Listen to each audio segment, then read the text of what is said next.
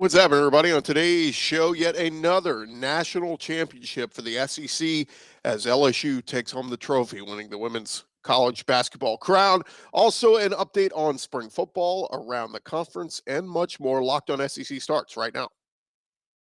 Are Locked On SEC, your daily podcast on the Southeastern Conference. Part of the Locked On Podcast Network, your team every day.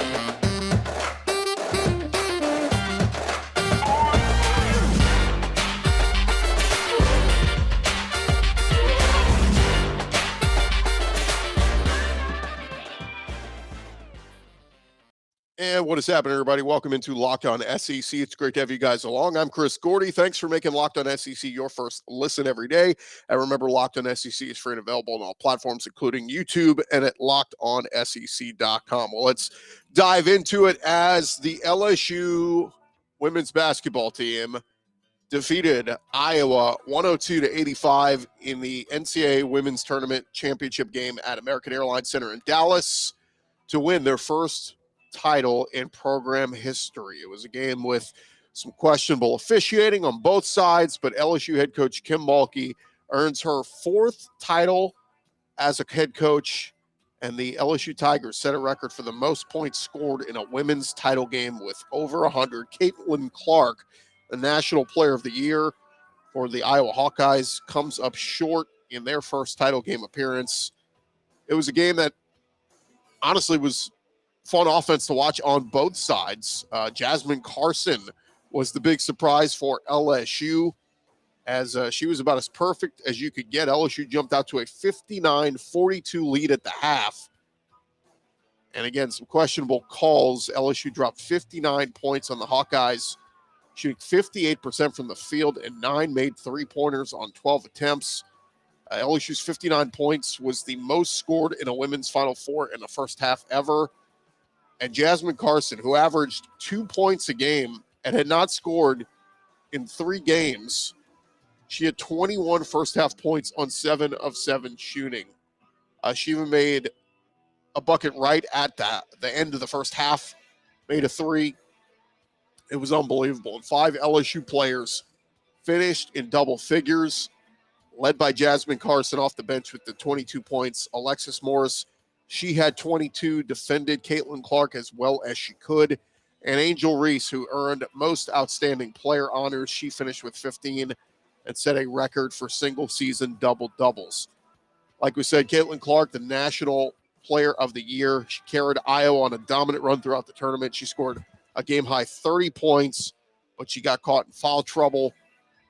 Got a technical call in the third quarter as Iowa was trying to mount a comeback. And LSU prevailed as Kim Mulkey became the first women's basketball coach to lead 2 different programs to a national championship, bringing one home to her home state of Louisiana in just her second year at the helm at LSU. And the 60-year-old coach now has 4 titles after winning 3 at Baylor. Angel Reese crumpled to the floor at midcourt after their win in front of a sold-out American Airlines Center crowd of over 19,500.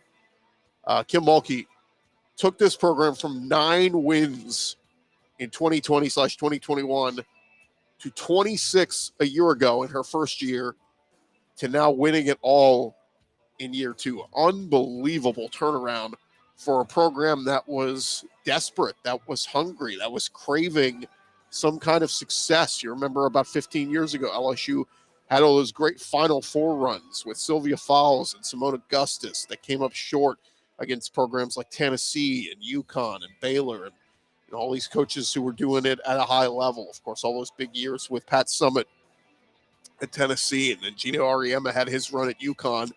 And Kim Mulkey, she had a run at Baylor, winning several titles, and now she has brought that to LSU and won in year 2. What will the future hold for her? The sky seems to be the limit. But Mulkey bolstered this roster through the transfer portal with Angel Reese, formerly of Maryland, leading the way as Reese set the LSU and SEC single-season rebounding record after initially planning to transfer to either Tennessee or South Carolina. But she went on a recruiting trip with Kateri Poole and fell in love with LSU.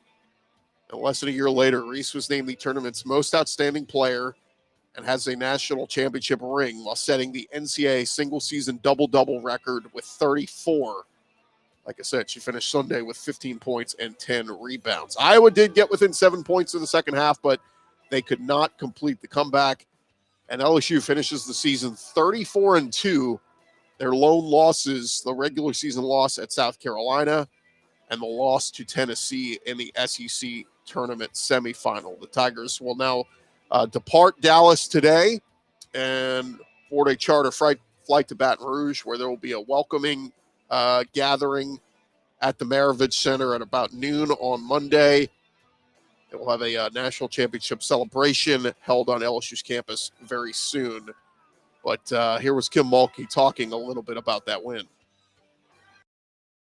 I think I lost it with about a minute and a half. You did, yeah. And I was holding it in, and then I just couldn't. I couldn't. And I was trying to squeeze my nose, anything I could do, and it wouldn't stop. And I just looked across at those LSU fans and Flage and Angel looking at me, and I'm like, this game's not over, but I think we're fixing to win it. So again, congrats to Kim Mulkey and her team. Now, some things did make the rounds on social media on Sunday after the win. Caitlin Clark for Iowa, known for her competitive spirit, and Angel Reese and LSU knew all about that, and Angel Reese made a gesture in the final minutes of the game in Caitlin Clark's direction, pointing at her hand, first doing the John Cena "you can't see me" gesture, waving her hand in front of her, and then at another point pointing at her ring finger, showing that they're about to win the ring. Now, fans and media had mixed reactions to Reese's signals. She pointed at Caitlin Clark. Danny Cannell called the move classless on Twitter. Others agreed with him. And some said, hey, look, Caitlin Clark did the same thing throughout the tournament. She did the same thing to Louisville in the Elite Eight, did the you can't see me, talk trash to South Carolina in their win over them in the Final Four. So, look, depends where you want to come down on it. I tend to have the Steve Spurrier mentality of, hey, if it's so bad, stop me. Like if you don't like me taunting you and getting in your face and celebrating, then don't let me score. Don't let me beat you. I get it. I get some people think that, you should be gracious and show class in a win. But when the other opponent leading up to this also was a trash talker, I tend to be okay with it. But I understand why some people would be opposed to the gestures. But nonetheless, look, Angel Reese got the ring, and Caitlin Clark will have a decision on whether she's going to come back for another year at Iowa and try to make a run next year. Right? There's no denying, though, this was a very entertaining women's basketball tournament. If for those of you who might be the most casual of casual women's basketball viewers, I know a lot of people like that, and they were locked in on these games. The South Carolina-Iowa Final Four game was outstanding. The LSU comeback against Virginia Tech on Friday was outstanding. And then I thought the championship game lived up to the hype. And let's be real. A lot of people have issues with women's basketball throughout the years, saying, maybe it's not the most aesthetically pleasing or entertaining. A lot of the shot percentages have been down in recent years. That was not the case in this Final Four, and particularly the championship game. Unbelievable shooting from both teams. Shooting over 50%, and they put on a show. And hopefully this leads to even more interest in the women's game moving forward, because it was an outstanding run, outstanding fun championship game on both sides. And I got to think LSU is going to bring a lot of talent back next year. Iowa will bring talent back, and that brings me to our next point. South Carolina is going to bring a lot back, but they will not bring back Aliyah Boston, as her decorated South Carolina career officially came to a close. She announced that Saturday she has declared for the 2023 WNBA Draft, leaving South Carolina after 4 years. COVID waiver did give her a chance at a 5th year, but she announced on Twitter she is heading to the pros. She started all 138 games of her college career, averaged 14 points a game. Her name is all over the record books at South Carolina for career, season, and single-game records. She most notably holds multiple program records for rebounds and double-doubles in a season. She's a 4-time first-team All-SEC selection, 3-time unanimous All-American, and has a ton of national awards. This year she got SEC Player of the Year, SEC Defensive Player of the Year, Naismith Player of the Year, Naismith Defensive Player of the Year. The list goes on and on and on. And congrats to Aliyah Boston on a phenomenal career. They couldn't go back-to-back. Dawn Staley's crew, the run this year ended in the Final Four after winning the championship a year ago. But nonetheless, the championship does stay in the SEC with LSU winning it. And I got a feeling Dawn Staley's crew is going to be right back in the hunt next year. Might be bringing this thing home again next year. So we will see. But congrats to Aliyah Boston on a fantastic career. And congrats to all the SEC women's basketball teams on a fantastic season, overcoming expectations, getting multiple teams into the tournament and making some runs. So congrats to all. And again, congrats to LSU and Mulkey. All right. Thank you guys for making Locked On SEC your first listen every day. Coming up next, we're going to switch gears, talk some SEC football, and then a little bit later give you an update on a lot of the SEC men's basketball players who are staying, who's going pro. We will touch on that in just a bit. But first, this episode is presented to you by our friends over at Built Bar. The Built March Madness bracket is here. We know you have a favorite bar or puff, and now is your time to go make it count. So go to builtmarchmadness.com to go vote for your favorites. And you know that we like the bars, we like the puffs, we like all of them. And if you want to go vote, you need to go vote for the bar that you like the best. Support your team, support your bar or puff. And when you vote for your favorite bar or puff, you'll be entered into a drawing where 50 of our lucky Locked On listeners will get a free box of Built Bars. Not only that, but one Locked On fan will win a 12-month subscription to Built. To have Built's best bars or puffs delivered straight to your door. You got to go try Built. Go check them out. They're the best protein bar ever. They are amazing. You won't even know that they're good for you. What makes Built bars so tough? Well, they are high in protein, low in sugar, and covered in 100% real chocolate. That's right, real chocolate. So run to BuiltMarchMadness.com right now to vote for your favorite bar or puff. I'm looking at, we are down to a Final Four. We got the cookie dough chunk puff versus the salted caramel bar, and then the brownie batter puff versus the cookies and cream bar. You cannot go wrong with the cookies and cream. You need to go vote for them. Again, go to BuiltMarchMadness.com right now. Get your vote in, and while you're there, order a box of Built Bars. You can vote every day in March, so hop in and support your pick for Built Bar.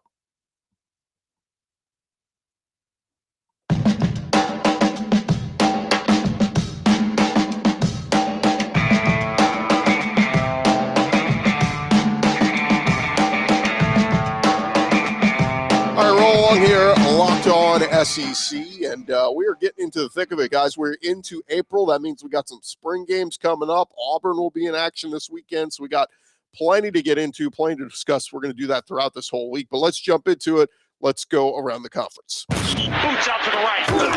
Takes the handoff. What a catch! Around the conference. And we start over at Georgia as their quarterback situation is one of the top spring storylines in all of college football. After Stetson Bennett led the Bulldogs to back-to-back national titles, he is on the way out. And in Athens, it's a three-man battle. Quarterback Carson Beck is the most experienced of the trio, serving as Stetson Bennett's backup last season with 7 appearances. This will be year 3 for Brock Vandagriff after 2 seasons of limited playing time. He was the highest-rated recruit of the 3 coming out of high school.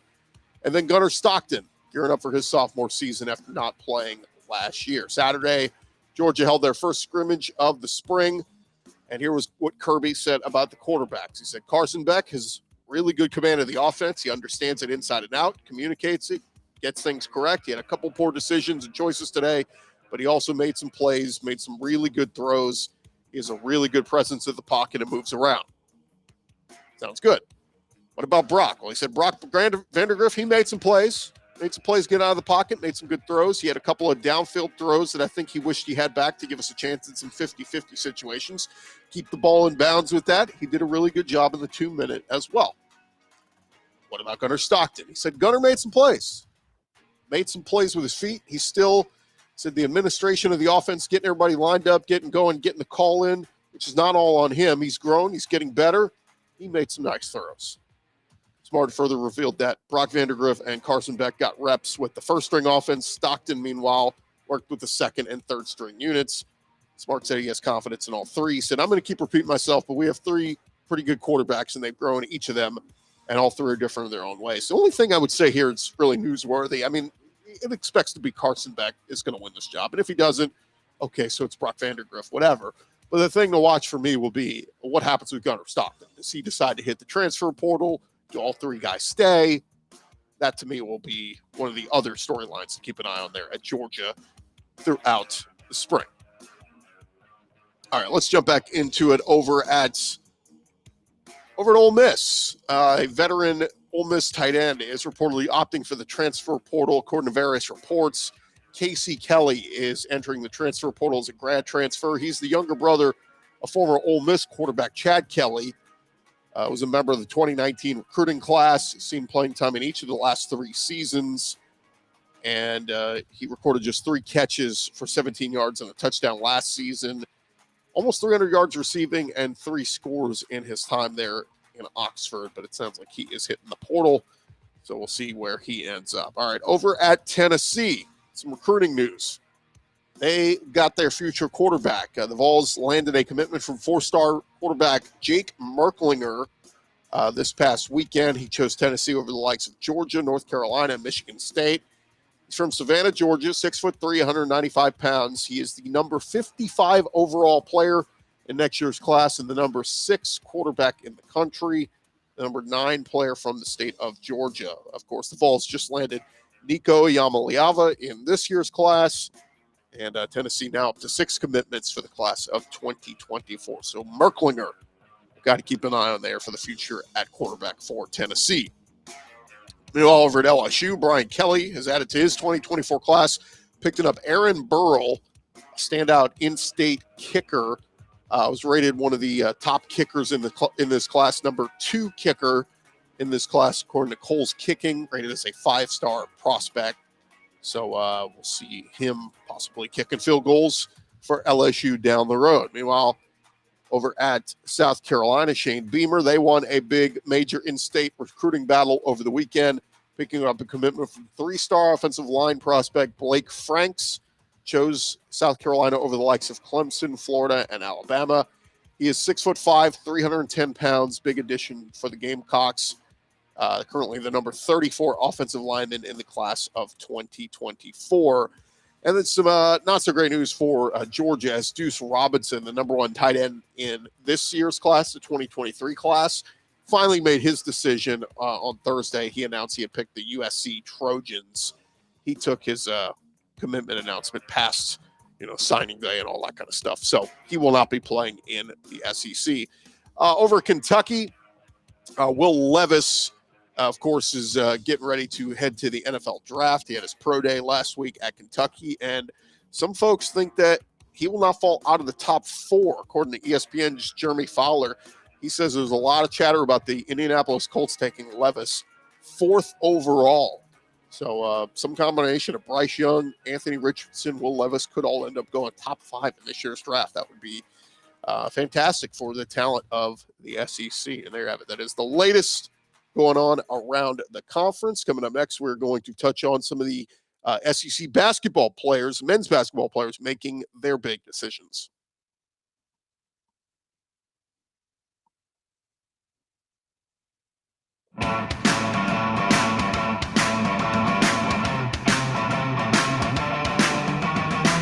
All right, roll along here, Locked On SEC. Thank you guys for making us your first listen every day. And obviously, we talked about the women's national championship over the weekend with LSU taking it home over Iowa. But men's basketball championship coming down to tonight, UConn versus San Diego State. Obviously, no SEC teams involved, but there are some SEC guys making their decisions on next season. So let's jump into it with guys making their choices. Brandon Miller wrote Alabama fans a thank you note as he officially declared for the NBA draft on Friday afternoon. We expected that. Obviously, he was one of the best players in college basketball. He was named the SEC Player of the Year, led Alabama to the regular season SEC title, helped them earn a 1 seed for the first time in program history, and he is projected to be a top 5 pick in this year's draft. So best of luck to Brandon Miller. Alabama's Noah Clowney. He announced Saturday he will enter the NBA draft. Made no mention of potentially maintaining his college eligibility. So former four-star prospect averaged close to 10 points and 8 rebounds a game this year. Javon Quinterly for Alabama made his decision. He told John Rothstein of CBS Sports he will enter his name into the draft, but he will maintain his eligibility just in case he doesn't get drafted. So Quinterly, Brandon Miller, and Noah Clowney all off to the NBA draft, but Javon Quinterly could come back if things don't work out for him. Over at Kentucky, their freshman guard, Cason Wallace, he officially declared for the draft on Saturday, ending his 1 year in Lexington. He is the second Wildcat to announce he is heading to the draft, joining Jacob Toppin. He announced on Friday he is entering the draft. As of this recording, Oscar Tshiebwe still has yet to make a decision on his future, and we will see where Jacob Toppin and Cason Wallace end up getting drafted in the NBA draft. Over at Arkansas, Nick Smith Jr., he announced he is heading to the NBA draft. He tweeted out, "This year it's been an incredible journey. Thankful for all the love and support I've received from my hometown and all the Hog fans. Thank you to everybody." Shared he is declaring for the draft. Shot 37%, 33% from three-point range. He is projected as a lottery pick. Arkansas, though, they are getting some good news. Trevon Brazile, sophomore forward, will return for next season. He announced that a couple days ago and ensured that Coach Eric Musselman will have the bulk of his rotation back for next season in 9 games before a season-ending injury. Brazile averaged close to 12 points and 6 rebounds a game, shot 48% from the field. So that's a big get to bring back for Arkansas. And then one other piece, Devo Davis, a big piece for Arkansas.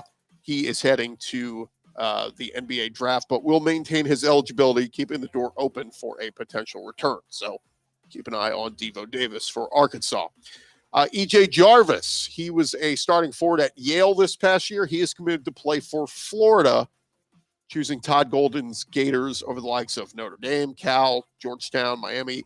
He shared the news on Twitter Friday. He will head to Gainesville after 3 seasons at Yale.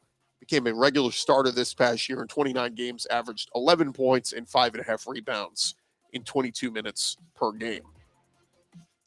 And some SEC baseball news. LSU entered the weekend looking to take care of business against Tennessee, and they took 2 out of 3. LSU won 5-2 to open the series on Thursday, came back to win a tough win 6-4 on Friday night. Tennessee did avoid the sweep with a 14-7 win in Game 3 on Saturday. Kentucky swept Missouri, Vanderbilt swept Georgia, and then South Carolina took 2 out of 3 at Mississippi State. Florida took 2 out of 3 against Auburn. A&M took 2 out of 3 against Ole Miss, and Arkansas took 2 out of 3 against Alabama. So take a look at our SEC baseball standings where we are. Vanderbilt sits high atop the SEC East, undefeated at 9-0 in the conference. Right behind them, it's South Carolina and Kentucky, both at 8-1. Florida at 7-2. Weird to look at Tennessee below 500 in the conference. They sit there at 4-5. Missouri's now 3-6, and Georgia 1-8. Over on the west side, it's LSU and Arkansas, both at 6-3. Of course, LSU has the head-to-head over Arkansas. They have won 2 out of 3 in all 3 of their SEC matchups so far. The LSU team has. Then behind them, it's all sub-500s. Bama, Auburn, and A&M all sitting at 3-6. And the last 2 national champions, Ole Miss and Mississippi State, both sitting there at the bottom, both at 1-8 in conference play. So, man, expecting either of those teams start turning this thing around. They won their championships and just kind of bottomed out here. But tip of the cap to Vanderbilt and Kentucky, really exceeding expectations so far this season. LSU and Arkansas both kind of where we thought they would be. Florida as well.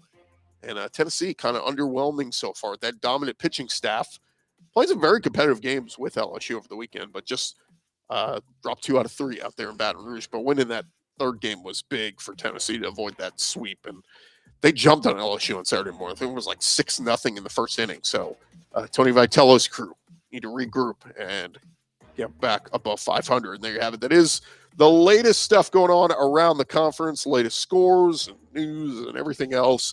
And we're going to get you caught up with everything throughout the week. Like we mentioned, we'll talk more spring football as we get closer to some spring games happening this week and next. We'll start previewing those a little bit more in depth and what to watch for as we start to close the book on this basketball season. Thank you guys again for making Locked On SEC your first listen every day.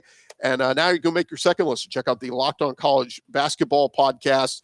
They are recapping everything from around the world of college basketball. Isaac Shade and Andy Patton bring you everything you need to know on and off the court. Hear from some big name experts, coaches, and players throughout the basketball landscape. Locked On College Basketball, available on YouTube, wherever you get your podcasts. I'm Chris Gordy. This has been Locked On SEC. We'll talk to you guys tomorrow.